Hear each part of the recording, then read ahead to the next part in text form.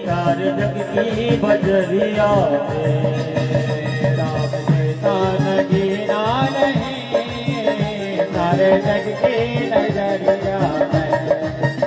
राम जैसा नगीना नहीं तार जग की बजरिया में। राम जैसा नगीना नहीं राम की नजरिया में।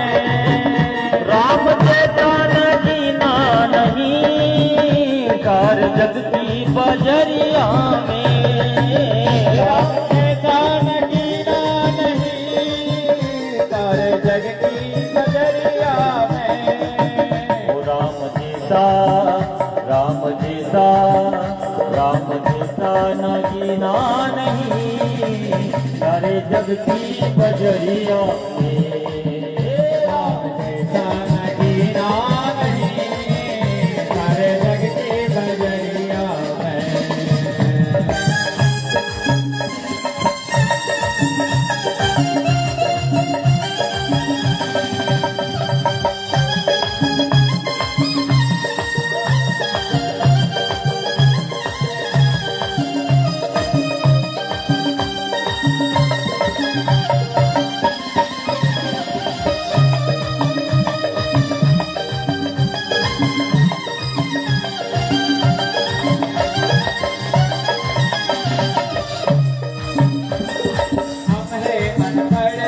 भूल हो ही गई हमें अनपढ़ कोई भूल हो ही गई हमें अनपढ़ कोई भूल हो ही गई हमें अनपढ़ कोई भूल हो ही गई। आप मालिक है सब कुछ भुला दीजिए। आप मालिक है सब कुछ भुला दीजिए। आप मालिक है सब कुछ भुला दीजिए। बात छोटी है फिर को हिला दीजिए। आप अपना प्रभु जी दुला दीजिए।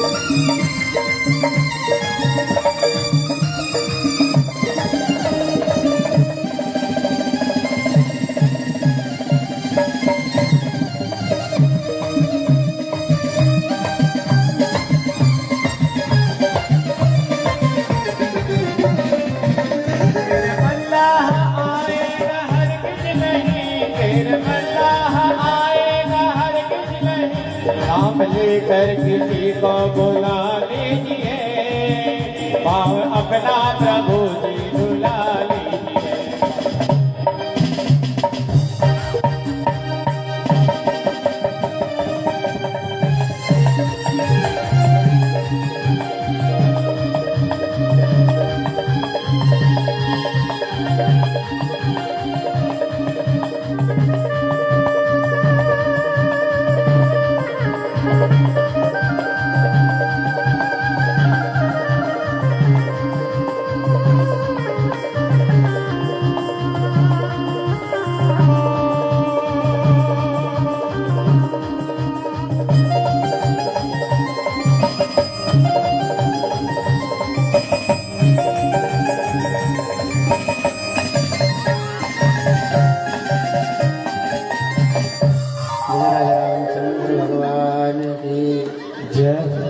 केवट भैया बहुत होशियार हैं।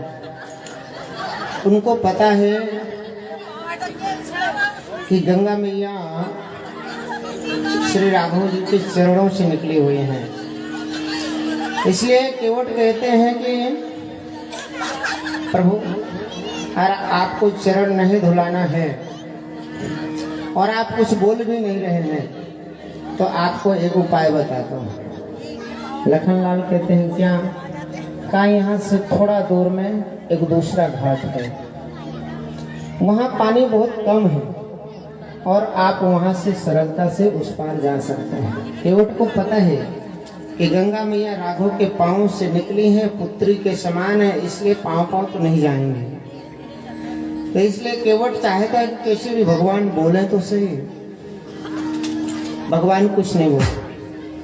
फिर कहता है कि प्रभु बोलिए, कुछ तो कहिए। लखनलाल कहते हैं कि भगवान बहुत हो गया, अब आप दूसरे केवट को बुलाइए। दूसरे को बुला ले। केवट कहता है कि प्रभु कोई नहीं आएगा आज, क्योंकि मैं सवेरे डुगडुगी पिटा करके आया हूँ।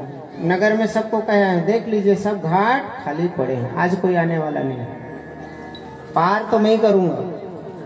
फिर कहता है कि प्रभु मेरी सिर्फ चाय नहीं है, हम दोनों की चाय है। भाई हमसे आपको कुछ प्रयोजन है और आपसे हमको प्रयोजन है। आप उस पार जाना चाहते हैं, हम आपके चरणामृत लेना चाहते हैं, इसलिए प्रभु बोल दीजिए। प्रभु कुछ जल्दी करिए। फिर थोड़ा सा बैठ गया। कहता है कि ठीक है मत धुलाइए, मेरा कुछ नहीं जाए, मैं तो इसी घाट में रहता हूँ, मैं यही बैठा रहूँगा, क्या है। भगवान सुनते रहे। जब पूरी बात बोल दे भगवान फिर बोले।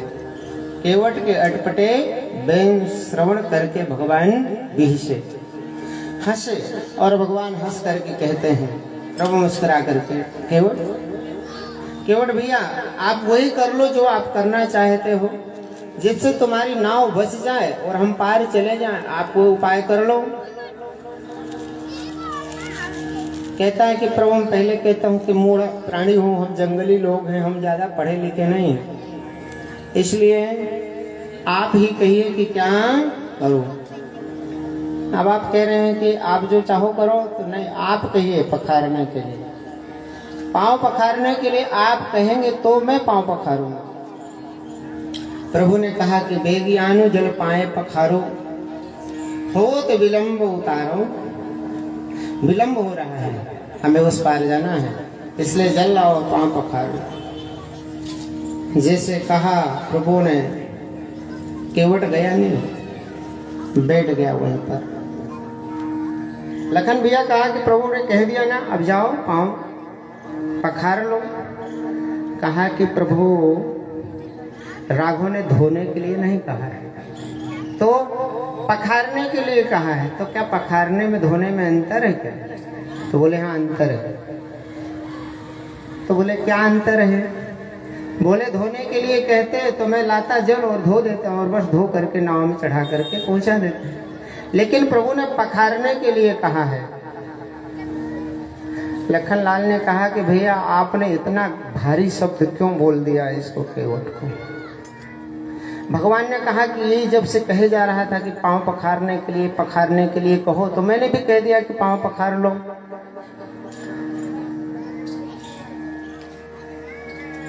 तो केवट कहता है कि भैया आप पाँव पखारना समझे नहीं क्या? लखनलाल कहते हैं कि नहीं आप ही समझा दो।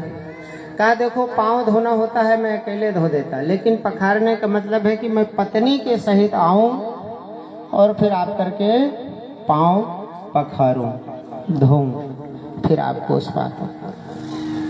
लखनलाल कहते हैं भैया अब देखो इतनी देर तो पहले हो गई, अब ये गांव जाएगा, गांव से फिर पत्नी को लेकर के आएगा, क्या पता कितनी देर से आए। भगवान ने कहा कि कितनी दूर? बोले बस यहीं पास में तो है, वो झाड़ी के पीछे वो दिख रहा, पेड़ दिख रहा है बड़ा सा, वो पेड़ के पास में ही मेरा गांव। प्रभु ने कहा आओगे तो जल्दी आओगे ना? बिल्कुल आऊँगा प्रभु, जल्दी आऊँगा। भगवान ने कह दिया जाओ। गया दौड़ करके, छोटे छोटे बड़े बड़े बच्चे थे उसके, नन्हे मुन्ने, कई मिट्टी में खेल रहे, कोई धूल में खोल रहे, कई कहीं खेल रहे। बुलाया, ए चुन्नो ए मुन्नो दौड़ करके आओ। पत्नी को बुलाया, बोले क्या है? बोले चलो मैं आता हूँ। वहाँ पे 2 राजकुमार हैं, तो उनमें जो बड़े वाले हैं ना, नीलवर्ण नीलमणि के समान है, उनको सब घेर करके बैठ जाए। कहा क्यों? कहा प्रभु, कहता है कि वहां पे घेर करके बैठ जाना, क्योंकि पहले ही परेशान हो गए हैं, भाग नहीं जाना, मैं पाँव धोऊंगा। आया, मन में विचार करने लगा, क्या करूं, कठौती लेऊं कि कठौता लेऊं। परीक्षा लेने चाहता है। लकड़ी के पात्र चलते थे, लकड़ी की छोटी सी कठौती नहीं लाया, कठौता लाया। मन में विचार किया कि अगर कठौती अगर स्त्री बन गई तो, और कठौता लेकर के जाऊं बनेगा तो लड़का बनेगा। खूब नाव चलाया अभी तक, अब लड़का होगा तो उससे नाव चलवाऊंगा, मैं सेठ बन करके बैठूंगा। तब पानी कठौता भर लिया। प्रभु की आज्ञा हुई, पानी की कठौता भर करके लाया और कहा प्रभु रखिए इसमें पाँव। भगवान ने सीता मैया की ओर एक बार देखा, एक बार लखनलाल की ओर देखा। पहले भगवान के दोनों चरणों की सेवा लखनलाल करते थे। विवाह हो गया तो वो सेवा सीता मैया को मिल गई। लखनलाल ने प्रभु से प्रार्थना की तो भगवान ने कहा ठीक है, आपको भी सेवा का अवसर मिलेगा और सीता को भी मिलेगा। तो कहते एक चरण जहाँ लखन को मिलता, एक मैया को मिलता, लेकिन केवट का सौभाग्य आज दोनों चरण उसको मिल रहे हैं पांव पखारने। कठौता ला करके पानी भर के लाया। कहा केवट जल लाने के लिए कहा है प्रभु ने, आप पानी लेकर के आए। कहा नहीं प्रभु, पानी लाया हूं। तो कहा गंगा में पानी नहीं होता, गंगा का पानी किसी ने नहीं सुना होगा, हमेशा गंगा जल कहा जाता है। तो कहा नहीं प्रभु, गंगा का पानी है, जल नहीं है। कहा क्यों? कहा हमने जल को पानी बना दिया है, इसी में नहाना, इसी में धोना, इसी में भैंसियां धोना, इसी में कपड़े धोना, इसी में। ये कथाएं बताती हैं कि आप कभी भी गंगा में जाओ, नर्मदा में जाओ, नदियों में जाओ, वहां पे साबुन मत लगाओ, वहां पे कपड़े मत धो, वहां किनारे में गंदगी छोड़ करके मत आओ, क्योंकि वो देवियां हैं, वो भगवती हैं, वो जीवनदायिनी है। इसलिए उनको साफ सुथरा बनाना हमारा धर्म है। केवट ने कहा हमने तो प्रभु पानी बना दिया इनको, लेकिन आज आपके चरणों को धोऊंगा और वो फिर पानी जल हो जाएगा, फिर जल को डाल देंगे थोड़ा सा, पुनः गंगा जल हो जाएगा। भगवान का एक पांव कठौती में रखवाया, छोटा सा लाया कि एक ही पांव आया, उसमें रखा, मल करके धोने लगा। धोया और धो करके उस पानी को पी लिया। पानी पिया, फिर पानी लेने के लिए गया, भगवान ने वो पांव नीचे रख दिया। केवट ने कहा कि प्रभु आपने पांव नीचे रख दिया, तो फिर से धूल लग गई, फिर से रखो, फिर से दोबारा धोया, फिर उल्टा पांव धोया, 3 बार पांव को धोया और 3 बार पांव को धो करके केवट पी गए। जब पानी को पी गए, पीने के बाद का अब तृप्ति हो गई। दैहिक, दैविक, भौतिक 3 प्रकार के जो ताप होते हैं उनसे तृप्ति हो गई, मेरा तृप्त हो गया मैं। प्रभु ने कहा कि चलो, लखनलाल कहते चलो पांव धो लिए, उतारो। कहाँ उतारो? बोले पांव धो लिए ना। बोले नहीं प्रभु, अब मेरे छोटे छोटे बच्चे हैं, देता बस, दोबारा नहीं कहूँगा। अच्छा लाओ, फिर लाया, फिर पांव धो, सबको लाइन में बिठाया, एक तरफ से सबको चरणामृत बांटा, चरणामृत पिला दिया। लखनलाल ने कहा चल रहे हो अब की नहीं? जल्दी चलो, पार करो उनको। कहा कि प्रभु अभी एक जने और रह गए। प्रभु ने कहा अब कौन रह गया? कहा प्रभु रह गए हैं। तो कहा हमको तो नहीं दिख रहे। कहा प्रभु अगर आपको दिख गए होते तो वो कब से पार हो गए होते, अभी तक आपको दिखे नहीं, जब भी तो वो अटके पड़े हैं। कौन? बोले मेरे पिता। फिर पानी लाया, फिर पांव पखारा और पांव पखार करके गंगा में खड़े होकर के अपने पितरों को, प्रभु के चरणों को चरणामृत जलांजलि प्रदान की। आनंद पूर्वक पांव पखार करके गोस्वामी जी कहते हैं, पद पखार जल पान कर आप सहित परिवार, पितर पार करे प्रभु ही पुनि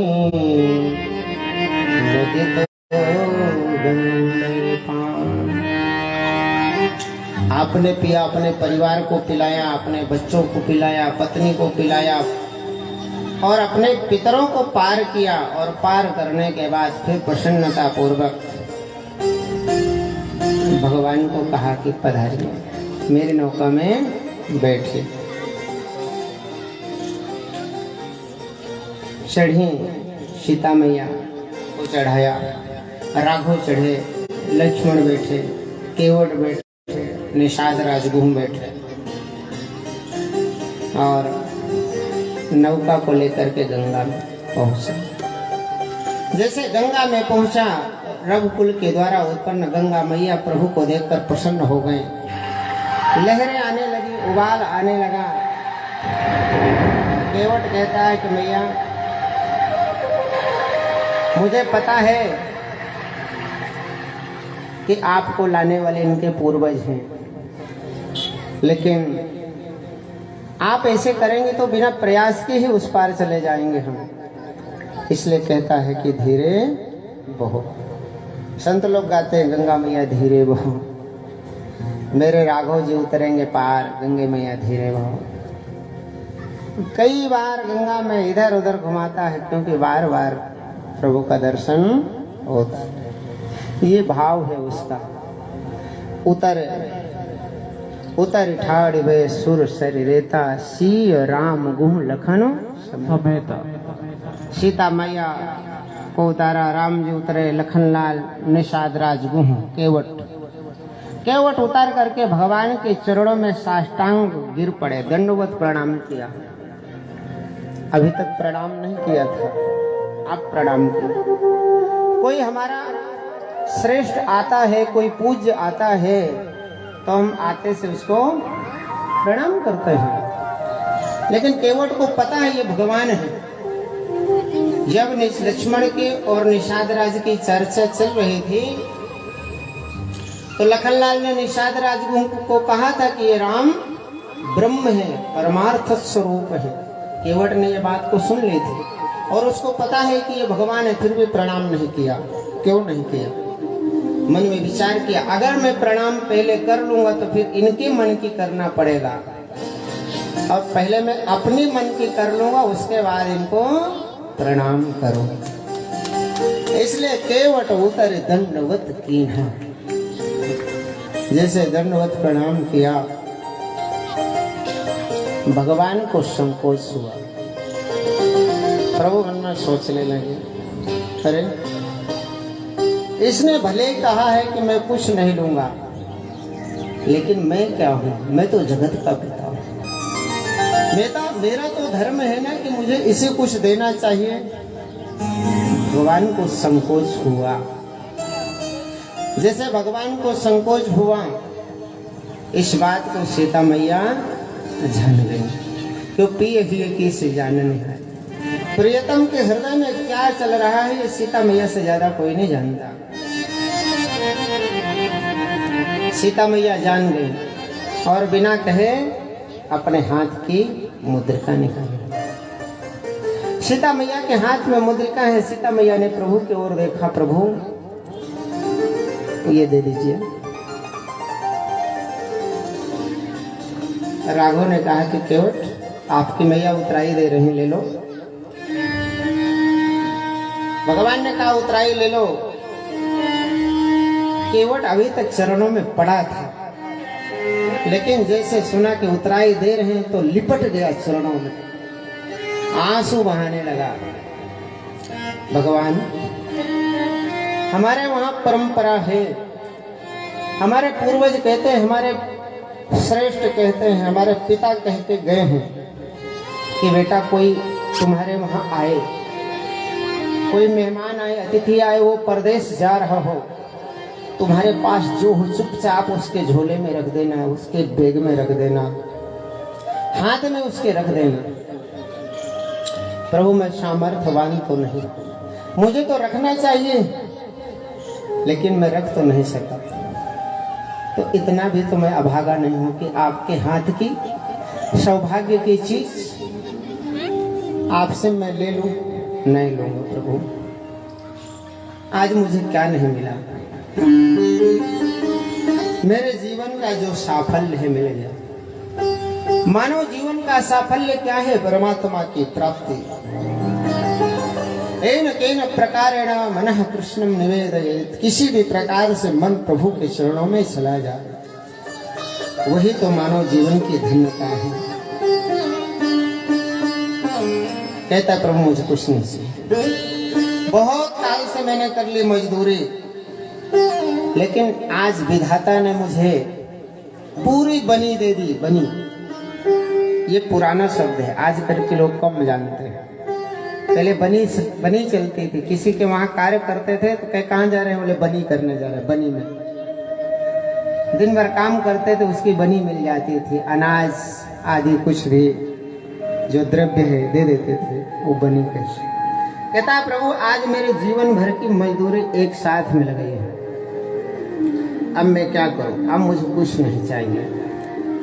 प्रभु मेरी कुछ लेने की इच्छा नहीं है, आज भरपूर मिल गया, आपका अनुग्रह मिल गया, आपकी कृपा मिल गई। और प्रभु एक वचन और देखो कह रहा है, क्या कहता है कि प्रभु जब आप दोबारा लौट करके आएंगे ना, उस समय आप जो भी मुझे देंगे वो मैं ले लूंगा, प्रसाद समझ के रखूंगा, लेकिन इस बार नहीं। कहते हैं कि अगर आप को कोई महापुरुष मिल जाए, कोई संत मिल जाए, तो आपको उनसे कुछ मांगने की जरूरत नहीं। ऐसा प्रश्न करना चाहिए कि भगवान की भक्ति मिल जाए, भगवान का ज्ञान मिल जाए, भगवान की कथा मिल जाए। मंदिर में जाएं तो भगवान के सामने ये ना कहें कि भगवान बेटे को नौकरी दे दो, बेटे को पढ़ाई अच्छी दे दो, विद्या दे दो, वो तो उनके कर्म से मिलेगा ही। लेकिन कहते हैं कि भगवान से वस्तु नहीं मांगना चाहिए, भगवान से भगवान को ही मांगना चाहिए। यही भक्त का धर्म है। भक्त का धर्म है कि भगवान से भगवान को मांगे। एक सेठ जी के पास एक मणि थी। मणि कौन सी? पारस मणि। कहते पारस मणि को लोहा में स्पर्श करा दिया जाए तो वो सोना बना देती है। सेठ जी के पास मणि थी, उन्होंने एक सिपाही को लगा दिया मणि की सुरक्षा करना। एक दिन चोर आ गया, मणि को चुरा करके भगा, लेकिन सिपाही ने अपने प्राणों की बाजी लगा करके उससे मणि छुड़ा ली, बचा ली। सिपाही ने उस चोर को पकड़ लिया, सेठ के पास गया, देखो ये मणि चुराने आया था, मैंने मणि बचाई। सेठ ने कहा कि तुमने ईमानदारी का कार्य किया, बोलो क्या दे, कितना सोना चाहिए, कितने आभूषण चाहिए, ले लो। कहा महाराज मुझे सोना नहीं चाहिए, आभूषण नहीं चाहिए, फिर क्या चाहिए? बोले मुझे ये आप मणि ही दे दीजिए एक दिन के लिए, मैं मेरे हिसाब से जितना लगेगा उतना सोना बना लो। तो भगवान से मांगेंगे तो भगवान तो दे देते हैं, कहते हैं कि जाओ ले जाओ, मेरा पीछे छूटा। लेकिन अगर भगवान को मांग लिया तो फिर भगवान आपके बंधन में भग जाते हैं। अहम भक्त पराधीना न स्वतंत्र। क्योंकि भगवान भक्त के अधीन में। इसलिए केवट ने हाथ जोड़कर कहा, क्या कहता है प्रभु, मुझे तुमने दाता बहुत कुछ दिया है, तेरा शुक्रिया है, तेरा शुक्रिया है। मुझे तुमने दाता बहुत कुछ दिया है, तेरा शुक्रिया है, तेरा शुक्रिया है। मुझे तुमने